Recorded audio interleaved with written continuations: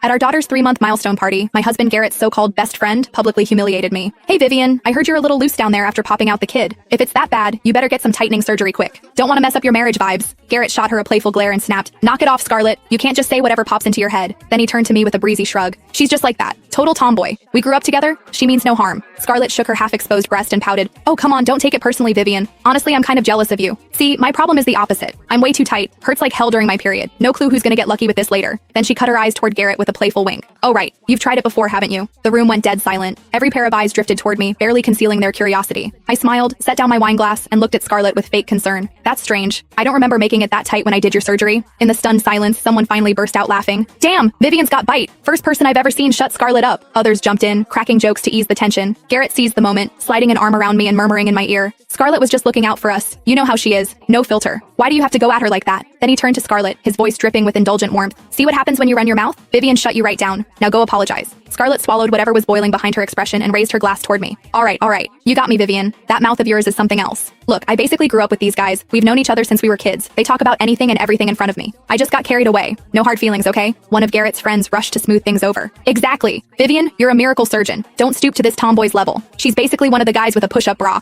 Ha! The table erupted again. Scarlett played along, thrusting out her chest. Oh, come on. With a body like this? You guys have been plenty lucky. She turned to me. Vivian, isn't my figure the best you've ever worked on? Garrett gave her a quiet, that's enough. I looked at her sculpted curves, every contour the product of my own hands, and the corner of my mouth twitched. Of course it was the best. I made it. I spoke up again, this time letting my professional tone carry across the room. Scarlett, if you're really experiencing the kind of tightness you described, it could be post-surgical hypertrophic scarring, or perhaps you had a second procedure done elsewhere. Either way, it can cause significant pain and even affect fertility. I'd strongly recommend a follow-up exam. I made sure my voice was loud enough that people at the next table turned to look. Garrett shot to his feet. Vivian, outside, now. The wooden door sealed off the noise from the dining hall. The corridor was much quieter. Garrett yanked at his tie in frustration. What is wrong with you? Accusing her of having surgery in front of all those people? You just humiliated her in front of everyone. I rubbed my reddened wrist where he'd gripped it. She's the one who brought up your private life at our daughter's celebration. And she's the one with no shame? A flash of guilt crossed his face. I knew it. This is about last night. We were drinking, playing truth or dare. We're both doctors. We talk about bodies all the time. It's not like that. I scoffed. Garrett, you're disgusting. His eyes went cold, his jaw tight. Do you have to be so nasty about it? Scarlett's right. You've gotten so difficult since the baby. This is exactly what she was talking about. The words cut deep. I was about to fire back when a shrill, piercing cry erupted from the dining hall. I shoved past Garrett and ran. What I saw when I burst through the doors made my blood boil. Scarlett had Sophie cradled in one arm, a glass of whiskey in the other, tilting the rim toward the baby's tiny mouth. Come on, sweetie, have a taste of the good stuff. Gotta start 'em young. Garrett's buddies were cheering and hollering around them, egging her on. The amber liquid sloshed over the rim and dripped into my daughter's crying mouth. The burn hit instantly. Sophie's wail turned into a terrified, ragged shriek, her little limbs thrashing inside the swaddle. Scarlett just laughed, clamping the baby tighter with her arm as her wrist tipped the glass further down. What are you doing? I slapped her hand away with everything I had. The glass flew from her grip and shattered on the I snatched Sophie into my arms.